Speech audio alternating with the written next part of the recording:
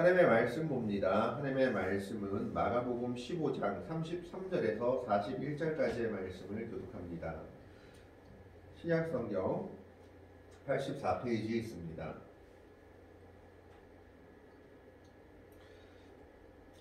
신약성경 84페이지에 있는 마가복음 15장 33절부터 41절까지의 말씀 교독합니다. 33절의 말씀을 제가 먼저 봉독해 올립니다.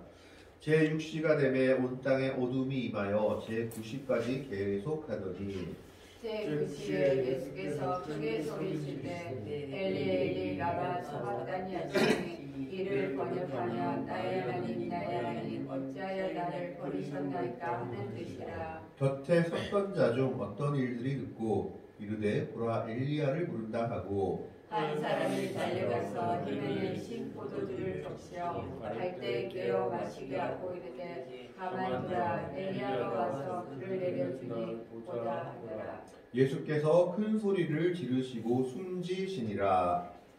이에 성소 휘장이 위로부터 아래까지 찢어져 불이 되니라. 예수를 향하여 섰던 백부장이 그렇게 숨지심을 보고 이르되 이 사람은 진실로 하나님의 아들이었도다 하더라. 멀리서 바라보는 여자들도 있었는데 그 중에 막달라 마리아와 또 작은 야고보와 요셉의 어머니 마리아와 또 실로메가 있었으니. 41절의 말씀을 같이 읽습니다. 이들은 예수께서 갈릴리에 계실 때에 따르며 섬기던 자들이요 또 이 외에 예수와 함께 예루살렘에 올라온 여자들도 많이 있었더라. 아멘. 예, 다음 주는 종려 주일이고 오늘은 사순절 다섯째 주간이죠. 사순절은 헬라어로 테사라코스테라고 하고 영어로는 우리가 잘 아는 렌트 또 렌텐 시즌이라고 하는데 이 말은 앵글로 섹스족의 봄이라는 의미의 레넨에서 유래한 말이라고 합니다. 그러면 이 사순절이 언제부터 지켜졌느냐? 지금은 우리가 사순절을 40일로 수요일부터 제 수요일부터 시작해서 지키고 있습니다. 제 수요일부터 시작하면 46일 정도 되는데 그 이유는 주일은 사순절 기간에 넣지 않기 때문입니다. 그래서 주일을 빼면 부활절까지 딱 40일입니다. 그런데 처음부터 사순절을 지킨 것이 아니라 처음에는 1세기 정도의 초대 교회에서는 40시간을 사순절처럼 지켰습니다. 이 40시간은 왜 40시간으로 지켰느냐? 예수님의 시체가 무덤에 있었던 시간이 40시간 정도 됐다 해서 40시간을 금식하며 이제 기도하는 절기로 그렇게 지켰다고 합니다. 그러던 것이 3세기에 오면서 주일을 제외한 한 주를 하나님께 바치자 해서 6일간 지키게 되었던 것이 후에 1년이 365일로 결정이 되자 1년에 11조를 드린다 해서 36일을 지키게 됐습니다. 36일 기간 동안은 우리가 하나님께 특별히 이제 사순절 기간으로 드리자라고 하다가 서기 731년에 프랑스의 샤를마누 대제 때에 나흘이 첨가되어서 40일간의 절기로 사순절이 확립되었다고 합니다. 그리고 주일은 제외하는 거죠. 이 사순절의 의미를 가만히 살펴보면 제 수요일부터 시작하는데 이 제 수요일이라는 의미는 원래 중세교회 때 사순절이 시작될 때 이스라엘 백성들이 회개할 때 자기 몸에 죄를 뿌리고 죄 가운데 앉았던 것을 모방해서 죄를 뿌리면서 회개하는 것으로 시작해서 제2의 수요일로 시작했습니다. 그래서 사순절의 의미를 한 3가지 정도로 생각해 본다면 제2의 수요일의 의미를 생각하면 그 사순절은 특별히 자기의 죄를 하나님께 내놓는 회개와 참회의 기간이다 라고 볼 수 있습니다. 두 번째로는 훈련과 교육의 준비 기간이 사순절이었다고 합니다. 이 말은 보통 중세교회, 초대교회는 세례를 부활절에 줬는데 이 부활절에 세례받을 지원자들을 40일 동안, 사순절 동안 양육시키는 기간, 교육시키고 준비시키는 기간이었다고 합니다. 그래서 훈련과 교육의 준비 기간이었다. 세 번째로는 예수 그리스도의 고난에 동참하는 기간을 사순절로 의미로 볼 수 있습니다. 예수 그리스도의 고난에 동참한다는 의미로 금식하며 때로는 고행의 길을 오르며 고난의 길에 동참하는 것이 사순절의 의미였던 겁니다. 그것이 오늘날까지 이르러서 이렇게 우리가 사순절을 지키게 되고 있다라는 겁니다. 오늘 말씀은 가상 7원 즉 예수님께서 십자가에서 달려서 하신 7가지 말씀 중에 네 번째에 해당하는 말씀입니다. 물론 이것이 순서적으로 시간적으로 이렇다라고 정확하게 말하기는 어렵지만 그냥 성경을 종합해서 볼 때 십자가에서 말씀하신 7가지 말씀 중에서 네 번째에 해당하는 말씀이 오늘 본문의 말씀이다라는 것을 성경은 그리고 학자들은 이야기하고 있습니다. 오늘 말씀에 보면 제6시가 되매 온 땅에 어둠이 임하여 제9시까지 계속하더니라고 기록되어 있습니다. 이 6시라는 말은 오늘날로 따지면 정오 12시를 말하고 9시라는 말은 오늘날의 시간 오후 3시를 이야기합니다. 그래서 12시부터 3시까지는 사실은 가장 태양빛이 환해야 되고 밝아야 되는 시간입니다. 그런데 34절의 말씀에 보면 33절의 말씀에 보면 제6시가 되면 온 땅에 어둠이 임하여 제9시까지 계속하더니 3시간 동안 어둠이 임했다라고 기록하고 있는 겁니다. 이것은 특별하게 하나님께서 지금 예수님을 십자가에 못 박은 유대인들 그리고 세상에 대한 하나님의 분노를 상징하고 있는 내용인 겁니다. 애국 백성들이 9번째 재앙이 사흘 동안 완전히 캄캄한 암흑에서 헤맸던 것처럼 오늘 본문 말씀에서 6시에서 지금 9시까지 지금의 시간으로 따지면 12시에서 3시까지 온 땅에 이 어둠이 임한 것은 하나님의 진노를 하나님의 분노를 보여주고 있는 것으로 해석할 수 있습니다. 그랬을 때 3시가 다 되어서 예수님께서 크게 소리 지르십니다.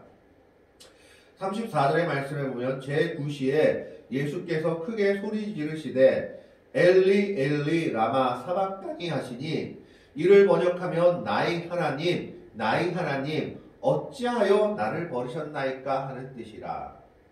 여기서 엘리 엘리 라마 사박다니 했을 때 이 라마 사박다니는 아람어입니다. 헬라어도 아니고 히브리어도 아닌 아람어입니다. 그 당시 메소포타미아 세계에서 공용어로 쓰였던 아람어가 엘리 엘리 라마 사박다니입니다. 이 말씀에서 우리가 중요하게 봐야 될 단어가 2개 있습니다. 첫 번째가 바로 버려졌다라는 겁니다. 어찌하여 나를 버리셨나이까? 이 버렸다는 단어는 아람어로 사박다니, 즉 사바크라고 하는데 이 사바크라는 말은 히브리어로는 아자브라고 합니다. 이 아자브는 내어버리다라는 뜻인데 단순하게 내어버리는 것을 말하는 것이 아니라 완전히 포기한다라는 의미입니다. 아예 돌아보지도 않고 아예 완전히 포기해서 버려버리는 것을 아자브라고 한다라는 겁니다. 그래서 유기하다라도 번역할 수 있는 단어라고 합니다. 이것은 하나님께서 성부 하나님께서 성자 하나님이신 예수님께 완전히 등을 돌리셨다라는 것을 의미하는 단어입니다. 왜 등을 돌리셨을까요? 예수님께서 십자가를 지셔야지만 그 모든 죄를 짊어지셔야지만 우리가 구원을 받을 수 있기 때문에 하나님은 그 아픔을 참으시고 예수님을 완전히 버려버리실 겁니다. 그것이 바로 사박다니라는 뜻입니다. 그리고 두 번째 단어가 어찌하여 나를 버리셨나이까에서 어찌하여라는 뜻입니다. 우리는 여기서 잠시 의문을 가질 수 있습니다. 예수님이 계속해서 제자들에게 말씀하신 것이 내가 십자가를 져야 된다. 내가 죽은 후 3일 만에 다시 부활할 것이다. 를 가르쳤음에도 불구하고 오늘 이 어찌하여라는 말은 왜 나를 버리셨습니까? 라고 묻는 건데, 그러면 그동안 예수님이 제자들에게 가르친 것은 무엇인가 하는 의문이 듭니다. 그런데 이거는 히브리어의 용법에 우리가 잘 알아야 된다라는 겁니다. 히브리어에서는 의문문이 두 종류의 의문문이 있다고 합니다. 첫 번째 의문문은 정말로 몰라서 묻는 의문문이 있다고 합니다. 왜 이렇게 했어? 왜? 이런 뜻으로 묻는 의문문이 있는데 그것은 마두아라는 단어를 쓴다고 합니다. 이게 뭐야? 이게 왜 이렇게 된 거야? 정말 몰라서 묻는 것은 히브리어로 마두아라라는 겁니다. 두 번째로 또 다른 의문문이 하나 있는데 그것은 어떤 의문문이냐? 그 일에 대한 내용은 아주 잘 알고 있지만 더 깊은 차원의 이유를 알고 싶을 때 묻는 의문문입니다. 이것이 무슨 의미가 있는 것인가? 이것이 어떤 의미인가? 라고 했을 때 묻는 의문문이 바로 라마라는 겁니다. 이 라마라는 것을 지금의 영어로 옮겨본다면 for what이라고 할 수 있는데 무엇을 위해서 이렇게까지 하십니까? 라는 뜻이죠. 즉 하나님의 목적과 의도가 무엇인지를 묻는 겁니다. 어찌하여 나를 버리셨나이까? 라는 것은 왜 나를 버리셨습니까가 아니라 어떤 목적과 의도를 가지고 이렇게까지 나를 하십니까? 이게 어떤 의미가 저들에게 있습니까? 라고 물어보는 의문사다라는 겁니다. 그 대답은 하나이죠. 하나님을 배반한 우리들을 사랑하심으로 말미암아 자신의 독생자를 완전히 버려버리신 겁니다. 그래서 어떤 학자들은 이 원어가 감탄문으로 되어 있다라는 것을 주목하여서 이 말은 하나님께 반항하거나 지금 질문하는 말이라기보다는 하나님 나를 이렇게 버리실 정도로 저들을 사랑하시나이까? 라고 말하는 의문문이다라고 해석하기도 합니다.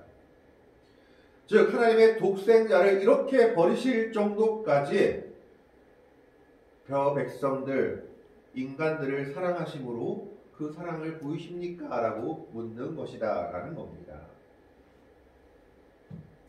예수님은 마지막 순간까지도 하나님의 뜻을 우리들에게 알리고자 하셨고 하나님의 사랑을 보이고자 하셨다라는 겁니다. 그래서 엘리 엘리 라마 사박다니라는 말은 문자 그대로는 나의 하나님 어찌하여 나를 버리셨나이까 라는 뜻이지만 그 의미를 깊이 들어가 보면 정말 이렇게 나를 완전하게 버리고 나에게 등을 돌릴 정도로 이렇게 버리시는 의미가 어디에 있습니까? 라고 물어보는 의문문, 그리고 저들을 그토록 사랑하십니까? 라는 감탄문의 내용이 같이 있다라고 볼 수 있는 겁니다. 그런데 이 말을 들은 사람들은 그 뜻이 무엇인지 알지 못했습니다. 그래서 이 35절의 말씀에 보면 곁에 섰던 자 중 어떤 이들이 듣고 이르되 보라 엘리야를 부른다 하고 엘리 엘리 라마 사박단이라는 이 말 자체를 엘리야로 부르는 말로 잘못 오해했던 겁니다. 그들이 이렇게 오해하는 이유는 유대 신앙 전승에 따르면 엘리야는 죽음을 보지 않고 불말과 불병거를 타고 하늘에 올라갔기 때문에 유대 신앙 전승에는 의인이 만약 고난받으면 하늘에 올라갔던 엘리야가 불병거, 불말을 타고 와서 그 의인을 구원해 줄 것이다 라는 믿음이 있었다고 합니다. 그것이 이제 설화처럼 내려오는 믿음이 있었다라는 겁니다. 그러니까 지금 이 사람들은 지금 죄인이니까 십자가에 지금 예수님이 못 박혔는데 정말 내가 의인이라면 엘리야가 와서 구원해 줄 것이다. 지금 내가 예수님이 말씀하시는 그것을 뜻하는 줄 알았던 겁니다. 그래서 엘리야가 정말 와서 저 사람을 구원해 줄지 한번 바라보자. 한번 내버려 두자라고 얘기하고 있는 겁니다. 그러자 36절에 한 사람이 달려가서 해변에 신 포도주를 적시어 갈대에 깨어 마시게 하고 이르되 가만두라 엘리야가 와서 그를 내려주나 보자 하더라. 어떤 면에서는 이 사람이 막 예수님을 위한 것 같지만 해변이라는 것은 바다 생물로서 스펀지 같이 축축하게 많은 액체를 뿜을 수 있는 스펀지 같은 그런 종류의 어떤 바다 종류의 어떤 그런 물체라고 합니다. 거기에다 왜 신포도주를 적시었느냐? 포도주 자체가 진통제 역할을 하기 때문에 이 포도주를 마시게 하면은 더 오래 살게 한답니다. 그러니까 고통을 더 느끼게 하고 더 천천히 죽게 하려고 이것을 주었다라는 겁니다. 고통을 덜어주려고 하는 것이 아니라 좀 더 예수님의 고통받는 것을 더 오래 보려는 심산으로 주었던 겁니다. 그러자 다른 사람들이 한번 보자. 저 사람이 엘리야를 보는 것 같은데 정말 저 사람이 의인인지 엘리야가 와서 그를 구하는지 보자고 계속해서 조롱하고 있는 겁니다. 사람들은 이 말의 뜻이 무엇인지 전혀 알지 못했던 겁니다. 엘리 엘리 라마 사박단이라는 말은 시편 22편을 연상하게 합니다. 다윗이 고난받을 때 나의 하나님 어찌하여 나를 버리셨나이까라고 외치는 시편 22편의 처음 말입니다. 이 시편 22편은 하나님에 대한 탄원으로부터 시작하지만 시편 22편의 마지막에 보면 하나님의 구원에 대한 찬양으로 그 시편이 끝나는 것을 보게 됩니다. 그래서 이것을 듣는 많은 사람들은 어떤 생각을 가질 수 있느냐? 성경에 대한 많은 이해가 있는 사람들이라면 저 사람이 고난받지만 다윗과 같이 저렇게 기도하지만 결국 하나님이 저를 구원하시겠고 은혜를 주실 거구나 라는 생각을 할 수 있다는 겁니다. 그러나 많은 유대인들은 그 생각을 하지 못했습니다. 예수님께서 큰 소리를 지르시고 이제 숨이 떠나가시자 예수님께서 하나님의 아들이심을 증거하는 많은 일들이 일어납니다. 38장에 말하면 이에 송소 휘장이 위로부터 아래까지 찢어져 둘이 되리라. 휘장은 밑에서부터는 찢을 수 있습니다. 사람의 힘으로라면. 그런데 위로부터 찢었다라는 것은 하늘의 힘으로 하나님의 능력으로 휘장이 찢어졌다라는 겁니다. 그러면 왜 송소 휘장이 찢어졌을까요? 예수님의 십자가로 말미암아 지성소와 성소의 구분이 없이 누구나 다 하나님 앞에 나아갈 수 있는 시대가 열렸다는 것을 의미하고 있는 겁니다. 이제 지성소는 성소의 구분은 필요 없게 됐습니다. 예수님의 은혜로 말미암아 예수님이 십자가의 지심으로 말미암아 우리가 모두 그분의 은혜와 그분의 능력과 그분의 십자가를 의지하여 하나님 앞에 담대히 나아갈 수 있게 된 겁니다. 그것이 예수님께서 십자가를 지신 은혜요 우리에게 주신 사랑인 겁니다.